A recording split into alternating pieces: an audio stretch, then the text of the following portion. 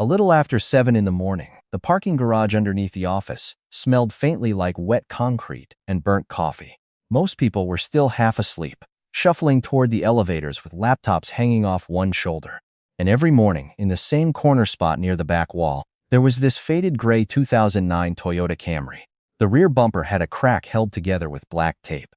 The driver's side door made a scraping sound when it opened. Inside, there were old gas receipts stuffed into the cup holder and a stitched tear running across the driver's seat. The guy who drove it worked 2 floors above you in accounting. Mark, quiet, mid-50s, packed the same turkey sandwich every day in a reusable lunch bag. Never talked about investing.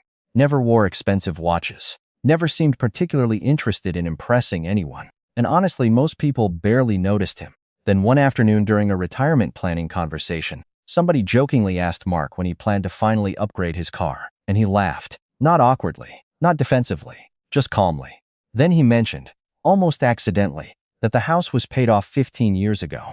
His index funds had crossed $4.7 million, and he only kept working because he liked the structure of the job. The entire room went silent, because the person everyone assumed was financially average had quietly become wealthier than almost everybody in the building. And once you understand how that happens, you start noticing the signs everywhere. Hey, I'm Brian, and I spend way too much time thinking about the psychology behind money, wealth, and why the people who actually have financial freedom often look nothing like the stereotypes you see online. In this video, you're going to go through 9 specific signs that someone is secretly wealthy, not performatively rich, not temporarily high income, quietly wealthy. And a lot of this lines up with what researchers found in the Millionaire Next Door, along with the Ramsey Solutions survey of over 10,000 millionaires, where most self-made wealthy people lived far more modestly than people expected. Before we jump in, if you enjoy calm, practical conversations about money and financial independence, subscribe and hit like. It helps the channel more than you probably realize. All right, the first sign is subtle, but once you see it, you can't unsee it. The first sign is that they're emotionally calm about money. What surprises most people is that secretly wealthy individuals often sound boring when they talk about finances. No dramatic excitement, no panic, no constant obsession over every market headline. You would think having more money would make someone more emotional about losing it. But in many cases, the opposite happens. According to research published by Vanguard on long-term investor behavior, one of the strongest predictors of successful investing outcomes is emotional consistency. Not intelligence, not market timing, not even investment selection.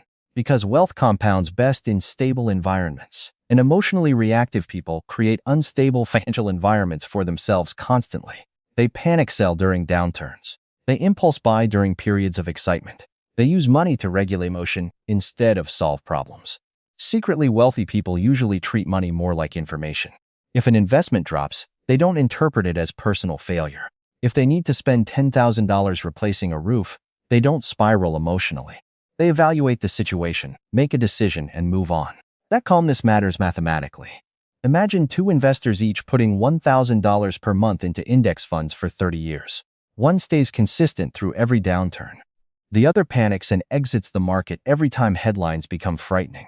The second investor often loses hundreds of thousands of dollars, simply because emotional reactions interrupt compound growth. And yeah, that's the strange thing about wealth.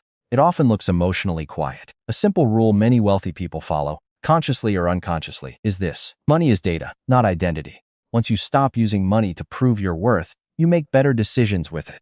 And the emotional payoff is bigger than the financial one. Because calm around money usually means you're no longer controlled by it. If you're new here and just subscribed, comment your name below. I read every comment and shout out new subscribers in my next video. I do appreciate you joining me on this finance journey. The second sign is that they drive older, paid-off cars. This is probably the most famous invisible wealth behavior, but people still underestimate how common it is. The assumption most people carry is simple. If someone is wealthy, they should drive something expensive. But according to the Rich Habits study by Thomas C. Corley, 89% of self-made millionaires drove used cars for years before ever purchasing luxury vehicles, if they purchased them at all. And the math behind this is brutal. A brand new luxury vehicle can lose 20 to 30% of its value in the first year alone. So somebody earning $120,000 a year who finances an $80,000 luxury SUV may actually be destroying future wealth faster than someone earning $70,000 who drives a reliable paid-off sedan. Mark understood this instinctively. His Camry wasn't transportation plus status. It was transportation, period. That difference sounds small, but over decades it changes everything. If you invest the difference between a $700 monthly luxury car payment and a paid-off vehicle into broad index funds for 20 years, the gap can grow into several $100,000.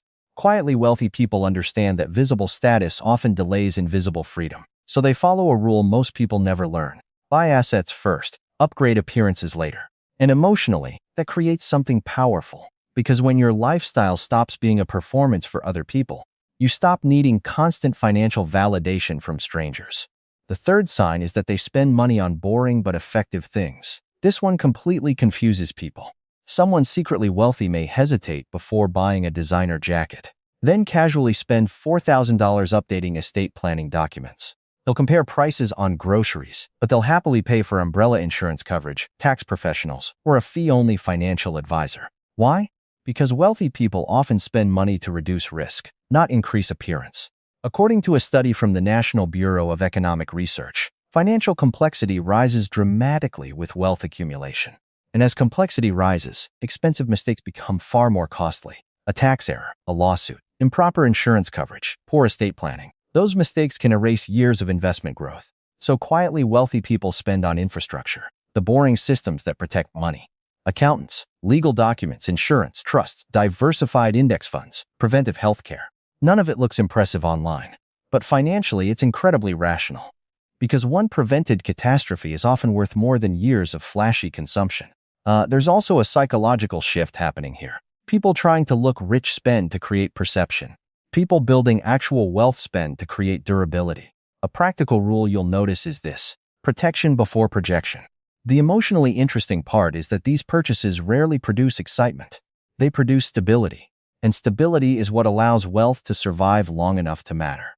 The fourth sign is that they're careful with small expenses but decisive with big necessary ones. At first glance, this behavior looks contradictory.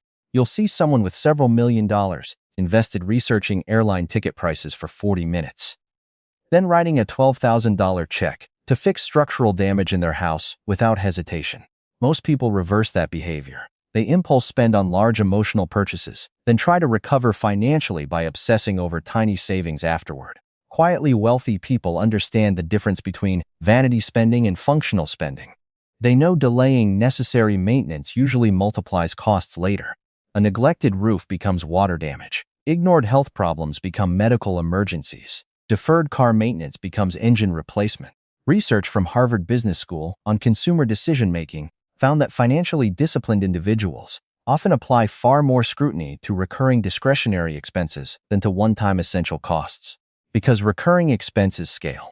A daily $15 habit repeated for 20 years quietly drains over $100,000 when you include investment opportunity cost.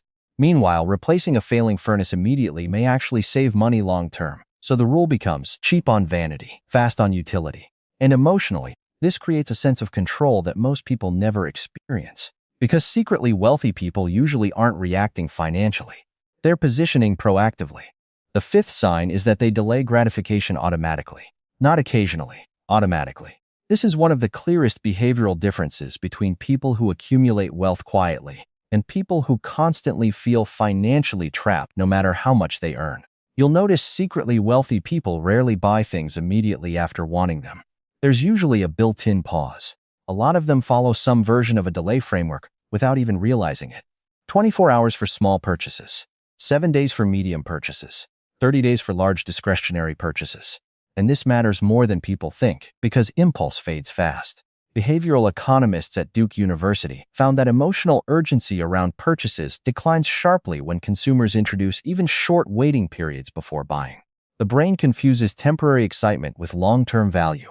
Quietly wealthy people train themselves not to trust that feeling immediately. And over decades, this changes the math enormously. Imagine somebody repeatedly investing $500 per month instead of redirecting it toward impulse purchases for 30 years at historical market return averages. That habit alone can grow into hundreds of thousands of dollars. But the deeper shift is psychological. Delayed gratification is not really about deprivation. It's about prioritization. You stop asking, "Do I want this right now?" and start asking, "What future am I funding?" Yeah, that's the real difference. Secretly wealthy people often don't appear more disciplined because they have stronger willpower. They appear disciplined because they've trained themselves to think longer than the average purchase cycle. And eventually, patience stops feeling like sacrifice. It starts feeling like control. The sixth sign is that they control lifestyle inflation ruthlessly. This is one of the biggest differences between people who earn a lot of money and people who actually keep it. Most people assume wealth comes from earning more, but very often wealth comes from refusing to expand your lifestyle every time your income expands. Somebody gets a raise from $80,000 to $120,000 a year, and within 12 months the money is gone. Bigger apartment, more expensive car, higher monthly subscriptions, private school tuition they can barely sustain, vacation habits that quietly become expectations. This process is so common that economists even have a name for it: hedonic adaptation. Your lifestyle upgrades stop feeling luxurious very quickly. They become normal, and once something becomes normal, your brain protects it emotionally like a necessity. According to research published in the Journal of Consumer Research, people rapidly normalize increases in consumption, which often prevents long-term increases in financial satisfaction, even as income rises. Secretly wealthy people interrupt that cycle intentionally. When their income rises, they often keep fixed costs nearly identical for years. The raise flows into investments instead. Imagine two people each receiving an additional $2,000 per month after taxes. One upgrades their lifestyle immediately. The other automatically invests 70% of the increase for 20 years. That difference can quietly compound into well over $1 million depending on market returns. And the strange part is that from the outside, the second person may not look financially successful at all, because wealth accumulation is often visually underwhelming in real time. Quietly wealthy people follow a simple principle: freeze your lifestyle, expand your assets. And emotionally, this creates something most people never experience: optionality. The ability to leave a toxic job, take a sabbatical, help family members without panic. Move because you want to, not because you're trapped financially. Lifestyle inflation steals that flexibility slowly. Disciplined investing protects it. The seventh sign is that they optimize time more than price. This one usually appears later in the wealth-building journey. Early on, secretly wealthy people are extremely price-conscious. But eventually, something shifts. Time becomes scarcer than money. You'll notice quietly wealthy people spending aggressively in very specific areas that save time, reduce stress, or preserve energy. Not to show status, to protect attention. They may pay for grocery delivery, house cleaning, tax preparation, or direct flights instead of exhausting layovers. And to somebody focused only on minimizing expenses, this can look irrational. But it's actually an opportunity cost calculation. If a business owner earning $200 an hour spends 6 hours doing something mentally draining that could have been outsourced for $150, they didn't save money. They lost time, focus, and productive energy. Research from Harvard Business Review found that spending money to reclaim discretionary time is consistently associated with higher life satisfaction and lower stress levels across income brackets. Because eventually, the resource under pressure is no longer income, it's bandwidth. Secretly wealthy people understand this intuitively, so they become selective, not wasteful. Selective. They won't overspend on meaningless luxury just for appearances, but they will spend strategically to remove friction from daily life. The framework becomes: protect hours, not ego. And emotionally, this changes your relationship with work and life entirely. Because at a certain level, wealth is no longer measured by what you can buy. It's measured by how much control you have over your time. The eighth sign is that they don't panic during market downturns. This might be the clearest behavioral separator between long-term wealth builders and everybody else. When markets fall, most people emotionally experience it as danger. Secretly wealthy people often experience it as volatility. That sounds similar, but psychologically it's completely different. During the 2008 financial crisis, the S&P 500 fell by more than 50% from peak to trough. And yet historically, broad market indexes eventually recovered and continued reaching new highs over time. Quietly wealthy investors understand this pattern. They don't assume downturns are pleasant.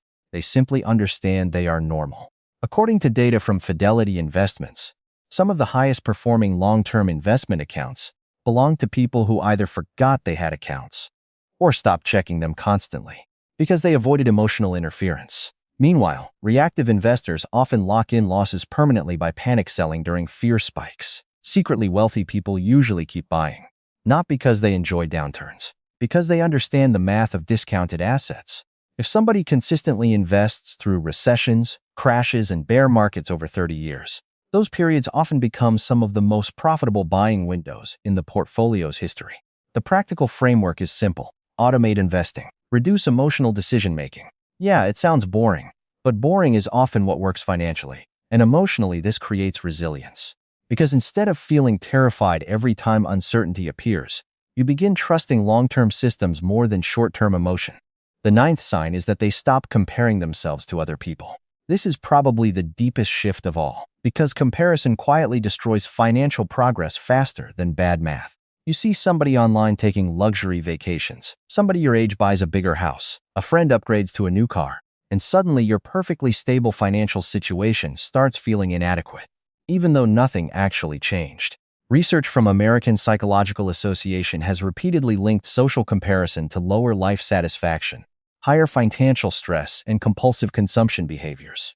Secretly wealthy people gradually detach from that cycle, not because they lack ambition, because they realize performative success is financially exhausting. They stop using strangers as measuring sticks, and they begin defining wealth privately. Freedom, low stress, time ownership, a paid-off house, investment income, the ability to say no.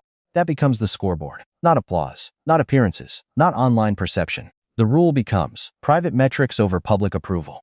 And emotionally, this is where wealth starts becoming psychological instead of purely financial. Because once you stop trying to look successful, you finally gain space to actually become successful. And when you think back to Mark in that old Camry, everything starts making sense. The packed lunches, the calm personality, the lack of status symbols, the paid-off car, the quiet consistency. At the beginning, it looked like financial limitation. Now you can see it was financial discipline. Mark wasn't trying to look wealthy because he had already built the thing most people are actually searching for underneath all the spending. Freedom. That's why he didn't panic about market swings. Why he kept fixed costs low. Why he delayed purchases. Why he didn't care what anybody in the office drove. And the interesting part is that none of those behaviors required extraordinary intelligence or luck. Mostly, they required time, patience, emotional control, and a willingness to ignore social pressure long enough for compound growth to work. That's the part people miss. Quiet wealth rarely arrives dramatically. It accumulates invisibly, month after month, year after year, decision after decision.